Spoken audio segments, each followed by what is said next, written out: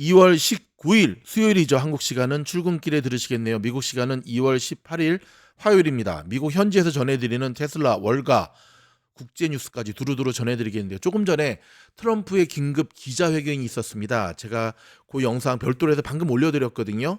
자, 이 뉴스 끝에 붙여드릴 테니까 뉴스 들으시고 계속해서 이어 들으시면 되는데, 뉴스 중간중간 핵심 정리 제가 또 해드리도록 하겠습니다. 첫 번째 소식은 변함없이 테슬라 소식입니다. 자, 테슬라가 일론 머스크에게 지급하기로 했다가 법원의 제동으로 무산된 거액의 보상안을 복원하기 위해 관할 법원이 있는 델라웨어주 법 개정안을 제출했다고 경제매체 CNBC가 좀 전에 보도했네요. 보도에 따르면 테슬라와 머스크를 대리하는 로펌은 델라웨어주의 일반 기업법을 개정하는 내용의 법안을 이날 델라웨어 주의회에 제출했습니다. 앞서 델라웨어주 법원의 캐서린 맥코믹 판사는 지난해 12월 당일 주가 기준으로 약 1,015억 달러에 달하는 테슬라의 CEO 주식 매수 선택권 스탁옵션 보상안이 적합하지 않다고 판결을 했죠. 자, 맥코믹 판사는 테슬라 이사회가 사실상 머스크의 통제하에 있었으므로 보상 패키지 승인 역시 머스크의 통제에서 벗어날 수 없었다고 판단을 했습니다. 자, 이번에 테슬라와 머스크 측이 제출한 법 개정안은 머스크를 테슬라의 통제자로 간주하지 않게 하고 임원 보상안 등에 대한 이사회의 논의와 거래를 지금보다 더 자유롭게 하는 내용을 담고 있어 테슬라의 CEO 보상안을 복원할 수 있는 길을 열어준다고 CNBC는 전했는데요. 법안을 작성한 로펌 대표는 한 세기 넘게 델러웨어를 보증해온 핵심 원칙을 회복하고 델러웨어가 법인 설립을 위한 최고의 지역으로 남을 수 있도록 하기 위해서는 법령의 변화가 필요하다고 밝혔습니다. 이 법안이 제정되려면 주의회를 통과하고 주지사의 승인을 받아야 하는데요. 하지만 보스턴 칼리지의 법학 교수 브라이언 퀴는 기업법의 진정한 역할은 소액 투자자를 보호하는 것이라며 이 법을 통해 입법부는 그들을 덜 보호하라고 말하게 되는 것이라고 비판을 했습니다. 테슬라 이사회는 2018년이죠. 머스크의 경영 성과에 따른 단계별 보상 패키지를 결정했으나 테슬라 소액 지주 리차드 토네타라는 사람이 이에 반발해 소송을 제기하면서 델라웨어주 법원에 재판이 이루어졌죠. 테슬라와 머스크는 지난 1월 맥코믹 판사의 판결에 불복해 항소한 상태입니다. 금액이 워낙 크다 보니까 머스크도 쉽사리 포기할 수 없고, 그렇죠? 또 이 델라웨어주의 요 하나에 해당이 되는 것이 아니니까. 근데 역시 그때하고는 여러분 분위기 좀 바뀐 거 아시죠? 지금은, 그때는 머스크가 그냥 테슬라의 CEO였을 뿐인데 지금은 도치 수장이라는 것, 칼자루가 살짝 옮겨졌죠. 어떻게 진행되는지 변화가 있을 때마다 저희가 신속하게 전해드리도록 하겠습니다. 중국을 비롯한 해외 시장에서 고전하고 있는 테슬라가 인도 시장 진출을 위해 바삐 움직이고 있습니다. 이번에 모리 총리 다녀갔잖아요. 얘기 잘 된 것 같아요.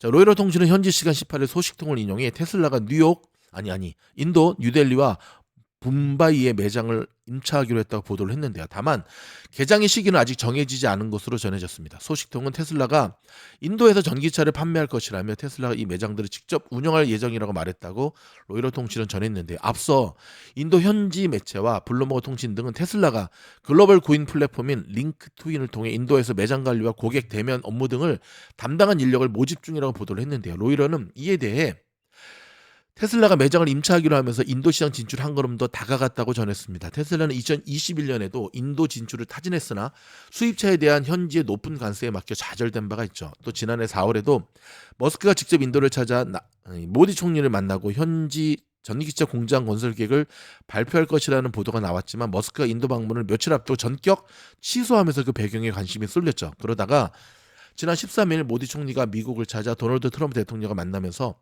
테슬라 인도 진출에 다시 물꼬를 트게 된 것으로 미국의 언론은 보고 있는데요. 자, 블룸버그는 인도의 전기차 시장이 중국에 비하면 아주 초기 단계지만 테슬라가 최근의 판매 부진을 극복할 수 있는 새로운 돌파구가 될 수 있다고 짚었습니다. 제가 좀 전에 전해드렸던 대로, 자, 지난 4월에 머스크가 가려고 했는데 이게 마지막 협상이 잘 안 됐어요. 그럼 뭐 비즈니스 하시고 특히 인도 쪽 사람들과 일해보신 분들은 아시겠지만 꽉 막혔습니다. 꽉 막혔어. 아주 그냥 지네들 잘난 줄 알고, 뭐 더 얘기하면 조금 뭔가 있기 때문에 말 안 할 텐데 그 스멜도 정말 죽이잖아요. 아무튼 이게 협상이 잘 안 돼요, 걔네들이. 그래서 물밑 웬만큼 좀 이렇게 적당히 해야 되는데 그러다 보니까 안 가고 이제 중국 바로 가면서. 근데 지금 보면 머스크의 신의 한 수였죠. 왜냐하면 인도를 딱 띄워가지고 중국 해가지고 중국에서 콜해가지고 딱 중국 가서 그때 그 완전 자율주의에 대한 엄청난 걸 또 따냈잖아요. 그죠? 기억나시죠?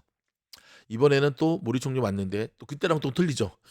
머스크는 그때만 하더라도 아까 말씀드린 대로 그냥 테슬라의 CEO였는데 지금은 그쵸. 거의 넘버 2. 아유 뭐 실세죠. 그래서 이번에 얘가 잘 됐다는데 모리 총리는 스타링크부터 먼저 하자. 일단 이거는 이제 카더라 통신이에요. 스타링크부터 먼저 주겠다 그랬지만 이제 머스크가 장난하냐 하면서 자, 그동안 테슬라 딱 해서 관세 띡띡띡띡 뭔가 분위기가 딱 이런 모양이 좀 모아지죠. 이렇게 얘기하면 또 초딩들 못 알아들어 가지고 뭐 "띡띡띡 맞냐?" 막 그러는데 무슨 말이냐면 머스크하고 테슬라하고 인도가 얘기가 잘 안 됐던 것 중에 하나가 관세 쪽이었거든요.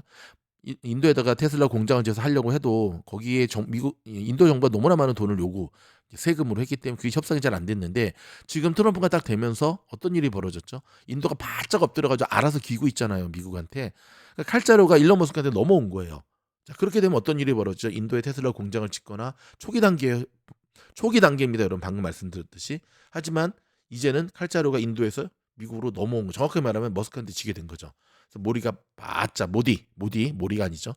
모리는 책 이름이지. 진작 잘하지. 자, 그록 3 소식 좀 전해드리겠습니다.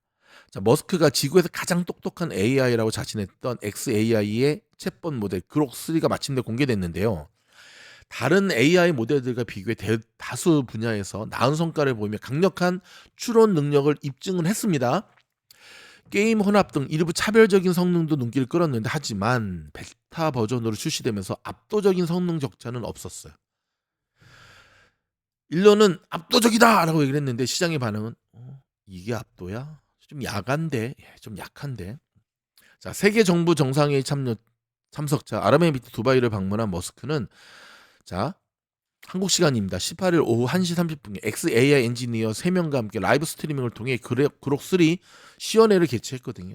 자, 머스크는 이 자리에서 그록3와 다른 AI 모델들과 비교한 자체평가 그래프를 보여주면서 수학, 과학 및 코딩에서 구글의 제이나미, 딥시크의 V3, 엔스로픽의 클로드, 오픈 AI 챗 GPT 4.5를 앞선다면서 이전 모델보다 10배 이상의 컴퓨팅 성능을 가지고 있다고 강조를 했습니다. 특히 그록3는 테트리스와 제가 좋아하는 테트리스 자 비주얼들을 합친 게임을 개발하라는 지시를 받은 뒤에 약 10분 만에 결과물을 내놓으면서 이날 시연의 하이라이트를 장식했는데요. 이에 대해 AI 선구자로도 잘 알려진 자 안드레이 카르티피 유레카 랩스 창립자는 이 작업을 안정적이고 올바르게 하는 AI 모델은 거의 없다. 현재 오픈 AI의 월 $200짜리 고급 추론 모델만 가능하다며 전반적으로 그록3는 오픈 AI의 성능과 비슷하고 딥시크 아론보다는 앞선다고 평가를 했습니다. 근데 조금 평가가 아쉽죠, 그렇죠? AI 스타트업 코히어의 에이단 고메즈 CEO도 X의 그동안의 저격글에서도 제가 좀 가라앉히게 너무 좀 자꾸 혀가 꼬이죠. 그록 소리는 멋져 보인다. 하지만 회의적 비판적 전망을 제시했던 것을 사과했습니다. 전문가들의 긍정적인 평가에도 불구하고 문제는 시장의 평가죠. 압도적인 격차를 보여주지 못했다는 점에 많은 아쉬움을 합니다. 시장의 평가는 압도적이진 않았어. 자, 기존 AI 모델에 익숙한 사용자를 끌어모으기에는 음성 모드를 아직 지원하지 않는다는 점, AI 모델에 대한 훈련이 완전히 끝나지 않았다는 점 등이 진입 장벽을 높이고 있습니다. 자, 머스크 CEO는 이날 공개한 그록3에 대해 한 달 전 사전 훈련을 완료했고 지금은 추론 기능을 그록3 모델에 통합하기 위해 노력하고 있다면서 하지만 아직 초기 단계다. 오늘 보여드린 것은 추론 모델의 일부고 베타 버전으로 아직 훈련 중이라고 설명을 했습니다. 이어 추론 모델의 미니 버전도 훈련하고 있다면서 우리는 매일 모델을 지속적으로 개선하고 있으며 문자 그대로 24시간 이내에 개선되는 모습을 보일 수 있을 것이라며 훈련 종료 기간까지 수개월이 소요될 것이라고 예측을 했습니다. 머스크 CEO는 또 음성 모드는 아직 약간 불안정해서 아마 일주일 정도 후에 출시될 것이다. 대화형 서비스가 가능하도록 음성 상호작용 기능도 개발하고 있다. 오늘 미리 시도해봤는데 정말 대단하다. 꽤나 잘 작동했지만 아직 다듬어야 될 부분이 있다. 목표는 진짜 사람과 대화하는 것처럼 만드는 것이라면서 더욱 세련된 버전을 찾고 있다면 일주일 동안 기다릴 가치가 있다. 최고의 경험까지 일주일 남았다 강조를 했습니다.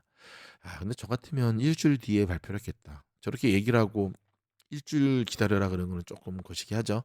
일단 일론의 마음이 좀 급하긴 급했던 것 같습니다. 제가 좀 전에 그 트럼프 기자회견 때 요거 잠깐 미스했네요.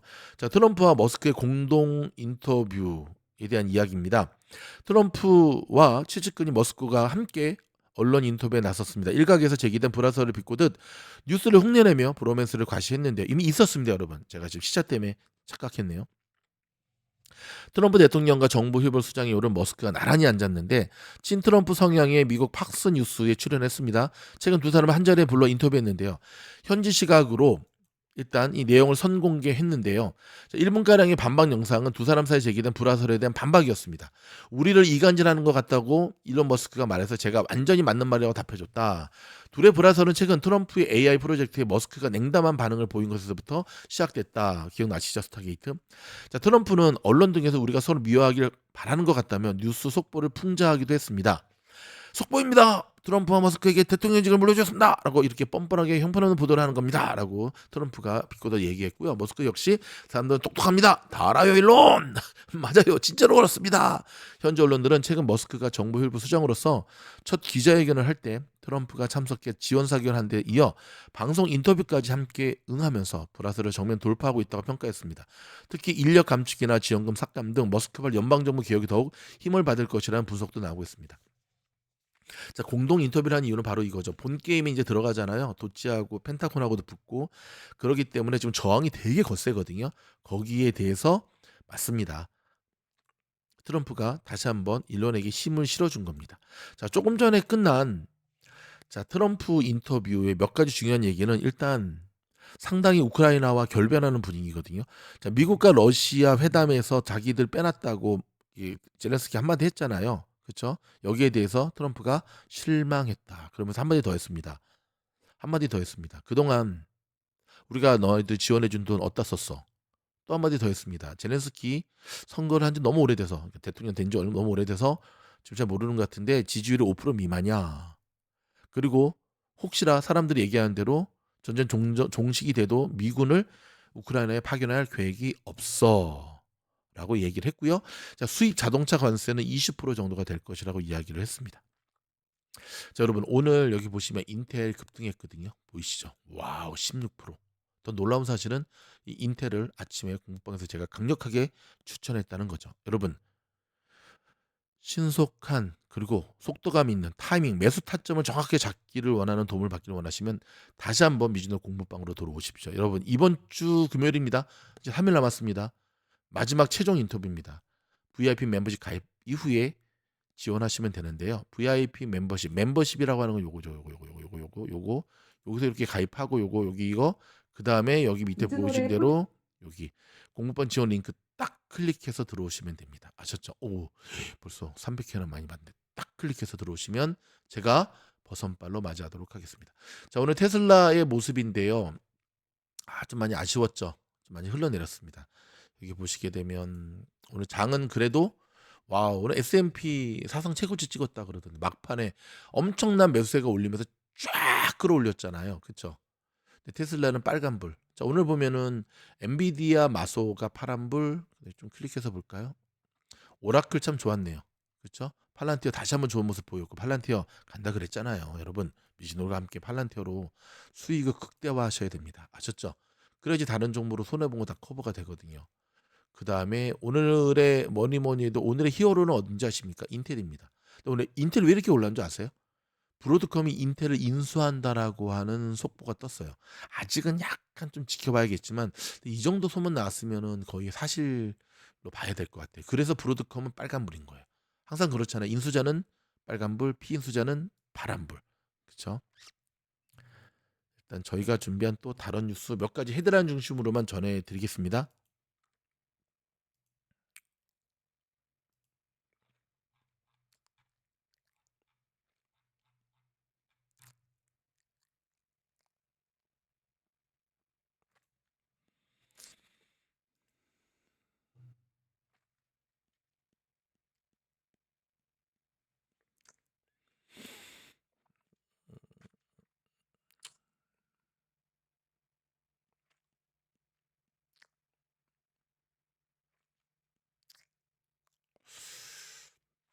이런 죄송합니다.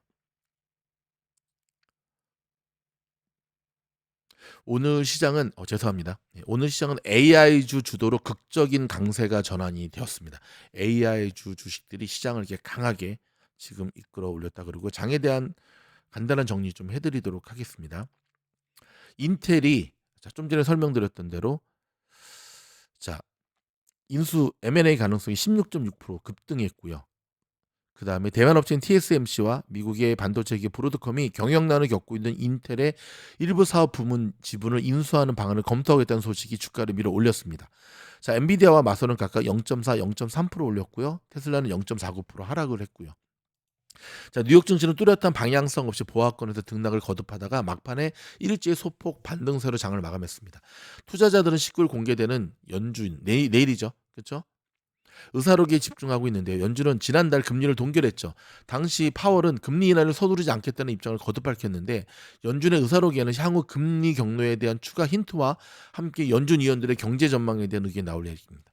한 달에 한 번씩 발표되는 연준 의사록을 우리가 집중해야 되는 이유는 뭐냐면 그 의사록 안에는 그 당시 열띠게 이야기했던 쉽게 말해서 연준 위원들의 이야기들이 그대로 생으로 날로 담겨져 있어요. 그래서 금리 경로에 대한 추가 힌트를 볼 수가 있고 연준 위원들이 지금의 경제 시장을 어떠한 관점에서 바라보고 있느냐라고 하는 것을 엿볼 수 있기 때문에 이거 굉장히 중요합니다. 중국의 하웨이가 3단 폴더블 폰을 해외 판매하기 시작했다고 합니다. 그럼에도 불구하고 중국은 뺏기죠.